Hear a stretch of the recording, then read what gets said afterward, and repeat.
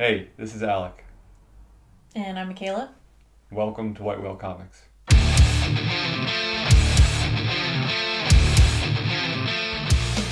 So, after the first video we did together, which you hopefully have seen, if not, this is my wife.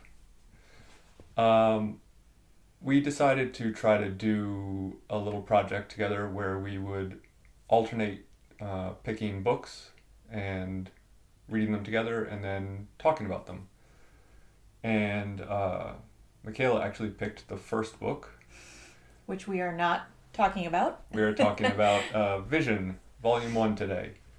The book she picked was called The Case of the Missing Men, and it was independent graphic novel. It was about 300 pages long. Mm-hmm. And I just wanted to get your quick thoughts on it, if you would recommend it or not. I loved the art. I thought that was fantastic. The story came and went for me. Yeah. There were parts of it that I felt like weren't very clear, but I second guessed myself on my reading comprehension skills. But yeah, I mean, I think it's worth reading the way that we got it from the library. I wouldn't necessarily buy it. Yeah, I'd say the same thing. If you can get it from your local library, definitely worth checking out. But on to what we're actually talking about today, which is the first volume of Vision. There's only 2 volumes, so at the end, I guess we'll decide if we're reading the second part.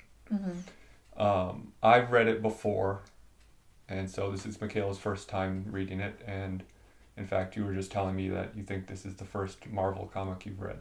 I'm pretty sure. I haven't read really any superhero or Avengers or anything like that. Yeah. I think the closest I came, and this is obviously not Marvel, was Red Sun.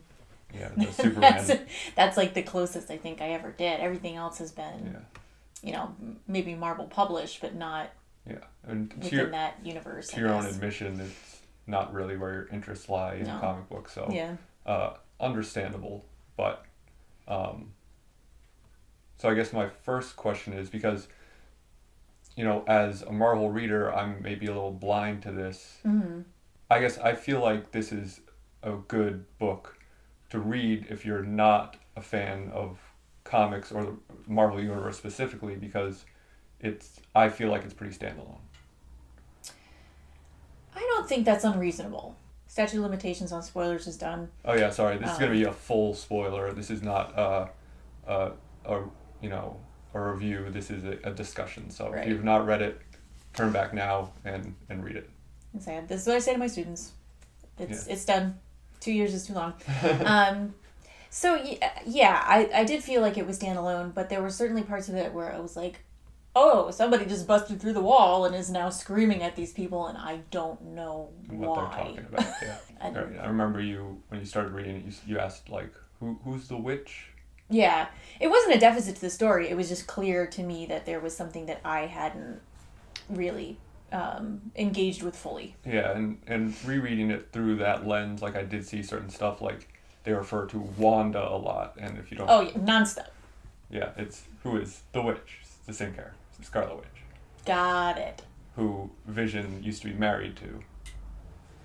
To give you a brief rundown of the story, if you don't care about spoilers and you're watching this anyway, despite my warning, Vision has decided to start a suburban family.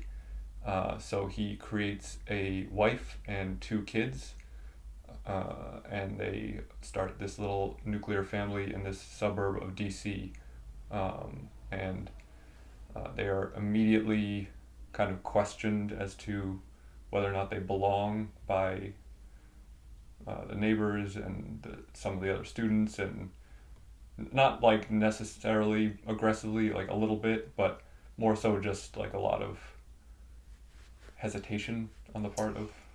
Well, this is kind of something that I was trying to think about, because I've read a lot of stories about outsiders coming in, and they usually in those dynamics, it's like, we're just like you, but we don't look like you, so now we're in your space, and that makes everybody uncomfortable. This was like, that Vision family had no interest in understanding or replicating life of the people in the neighborhood. So, like, to me, I felt like they were thought of as outsiders, but they didn't really do much to make themselves seem Yeah. like normal. Well, I think it's a really interesting dynamic because Vision himself wants to conform, but everyone else is kind of questioning that, and he just keeps telling them, oh, we have to be like this and we have to be like that, and they're like kind of asking, but why?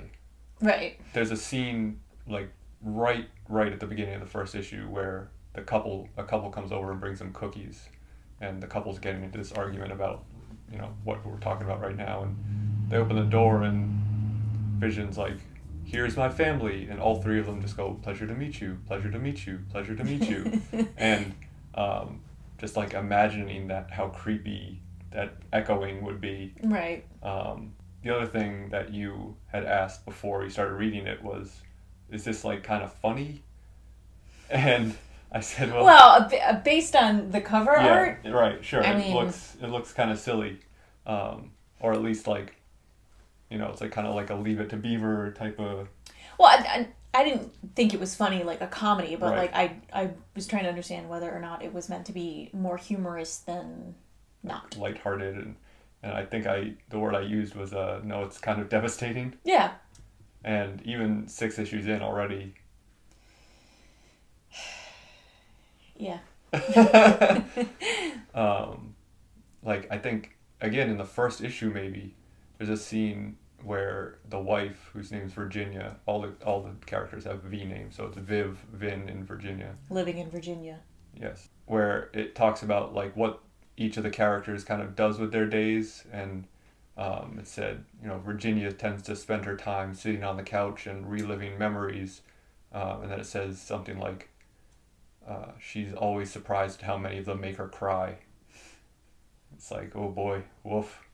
I mean, yes, that's very sad. I'm used to that to some extent, though, because it's, in being a gender historian, that's like the false promise of domesticity, like, right. as a whole. So her experience of feeling unfulfilled and looking back on her memories and feeling sad because she's sitting in her house and purposeless, that, as a concept, is very resonating.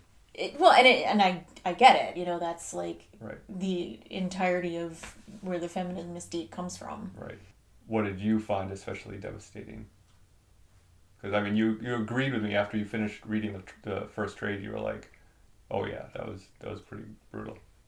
Well, I don't know that I would say it was brutal, but yeah, it definitely was more of an emotional punch, kind of over and over again. I mean, like a kid dies, shot to death.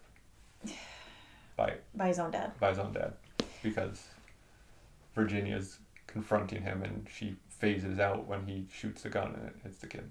Well, the way that part of the story is constructed is Viv is at home remembering the conversation she had with this person and like... With the son. Yeah, the one who gets killed, and it's frame by frame of like right. the conversation they're having to the moment he dies, and that was very impactful. and the conversation that they are having was him like kind of saying, oh hey, I think you're cool. Mm-hmm. And it says even like, something like she doesn't live as long as you might expect, but even in the years she spends alive, she recalls this memory often. Right. So it like is that extra layer of like emotional punch when this kid is dying that it's going back over this conversation. Right, because she's sitting at home thinking about replaying it in the moment that her mom is at this guy's house confronting him, and then after which the mom really starts to kind of like glitch out, starts stuttering and just breaking tables herself. And I think there are a lot of those like juxtapositions in this where even when they're like talking about that vase and talking about how like the water, someone asks like, oh well, why is it always empty, and they say, well, it's because what it's made out of is toxic, so anything you put in it would become poisonous. And it's like, that's a hell of a metaphor. Right, that's not a very not a very subtle metaphor. I don't think Tom King, the writer, is trying to be subtle. No, I don't think, but that's fine. The line this scene ends with is something like, so the question is, why would anyone make this thing? Right. And it's like, Yeah, okay, I get it. The house is the vase. Yeah. And the family is the toxic thing. Stuff Yeah, I know. Um, I think the thing that I thought was really like kind of sad was, and I don't remember if this was the beginning of an issue or somewhere in the middle, when the English teacher was reading yeah, Shakespeare, and the kid is so visibly shaken. just, yeah, intrigued and tied into it, and then he goes home and asks his mom. It's like, if you prick me, will I bleed? Yeah, and that Yeah. like really got me too, because I think that's like sort of the whole argument about AI and other robot type stuff, is it's like, do they have the ability to comprehend nuanced language, and Or, yeah. is that just a Humanity. humanity piece, or can anything with a conscience or a conscious mind learn it? But yeah, that I thought was intense. But so I read it as just one trade with magazine thickness pages. Yeah, the trade that The Marvel put out. cheapest. I don't read a lot of current Marvel trades, but yeah, this was not high quality. Like just a crappy magazine, like paid, not even like an expensive magazine. Yeah, like Us Weekly. Yeah, and very early on, 2 pages for me were stuck together, so I'm like, oh, the family's having a conversation, thinking I'm turning one page. Yeah. Instead, I've turned two, and the daughter's got a sickle through her chest, and I'm like, What just happened? how did we Yeah. how did we, and you know, that was also a surprise, but not to the degree Of missing what happened. of like, wait a minute, like, how did they get... So get your act together, Marvel. Print nicer trades. So after Virginia kills... Oh, by the way. The whole... Yes, this is like the very beginning of it, is the Grim Reaper just like Busts into the house. smashes through the wall, like scythes the daughter, Yep. goes for the son, and then the mom kills him. And then buries him in the And backyard. then, yeah, and then hides it from Vision, and that's kind of the whole And linchpin then- of the entire story. And then ends Which up... we totally... Right. And then... How many minutes in now we're just I'll addressing? cut it back. Okay. I probably won't.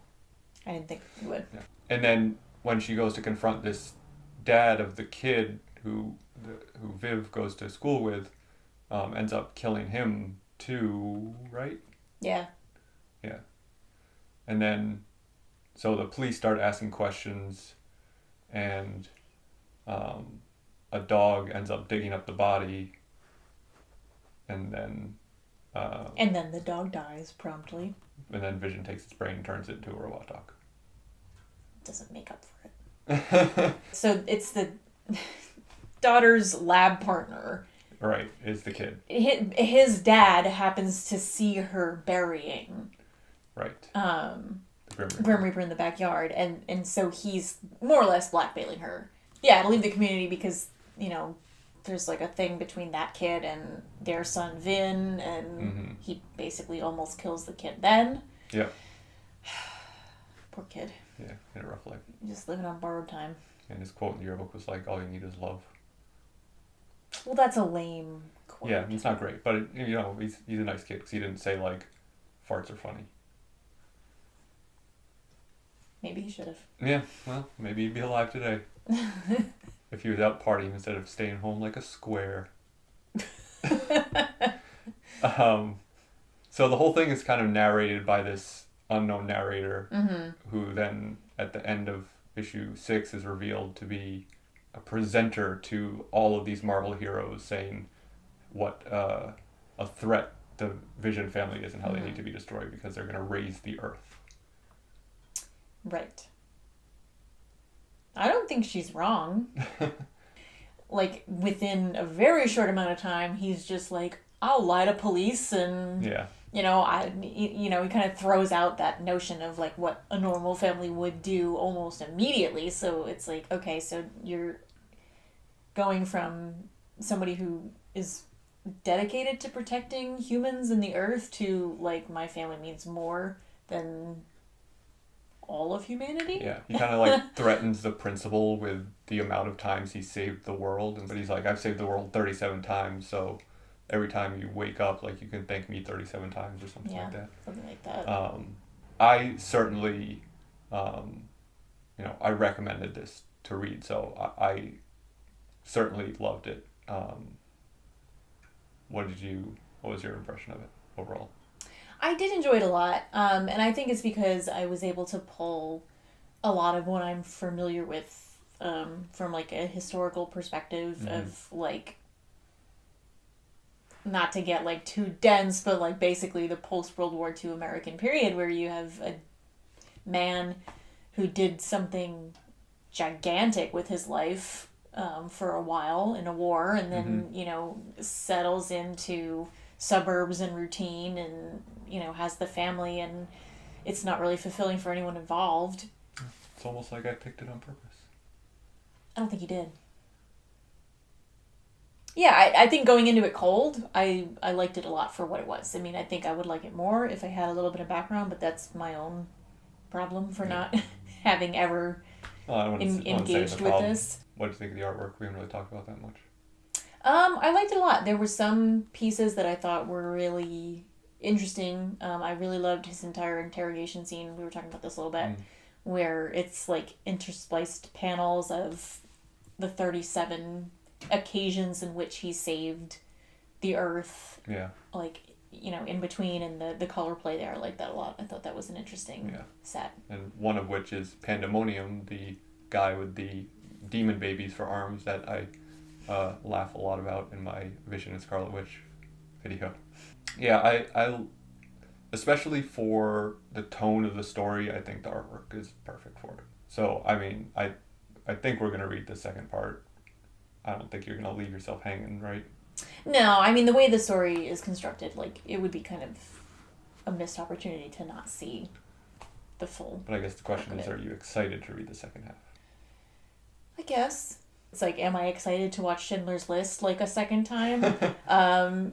No, it's good, but it's, like, so far the story's been just like nothing but devastation and a dead dog and a dead cat. How many more animals am I gonna have to watch? I don't remember any other murdered in these panels. Animals dying, but well, domesticated animals too, like a little black cat, like our little black cat. It's like, oh, it looks like it's dead. He got stabbed through the face with like a needle. Oh God, it was awful. But then it turned into a pan. We can get into that later. Yeah, that's a whole thing. So maybe excited is not the right word, but I am intrigued. I would like to finish the story for sure. Things that I've been excited to read between trades tend to be faster paced stories. Yeah. So this one, it's very. It's not slow. It's just that it's not action based, and that's fine. It's not its intent to be, but it has a very intentional overall arc. Yeah. So it's paced very intentionally, which I appreciate a lot actually, because I feel like a lot of books either jump in too quickly and throw too much at you for the first issue and to try to get you hooked, or go too slowly because the author doesn't really know exactly where they're going. Whereas this, I think he really had the whole 12 issues, at least in his head, if not written when it started. I am going to read it. I will most likely enjoy reading it. But you'll also be, once again, devastated by it. Because the end is, oof. All right, well, I already kind of know. I mean, that's kind of the whole... Yeah, just bracing it. Sort of part of it is having that omniscient narrator is like, they introduce you to somebody and then they'll be dead, and it's like... Yeah, like the couple that gives them cookies. They that's say, page 2. and they will die in a fire. Yeah. That the Vision's lit by Captain America's D-Day lighter. Yeah. All right. Well, I guess look forward to episode 2 then. Yeah. Okay. All right. Thank you.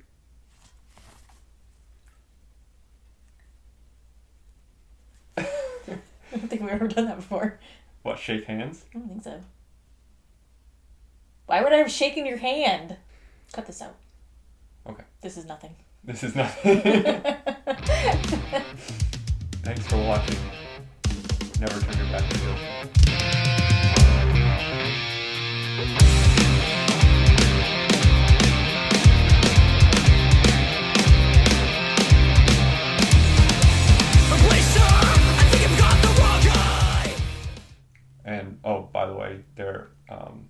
number 616 is the universe, the Marvel universe takes place in. I see.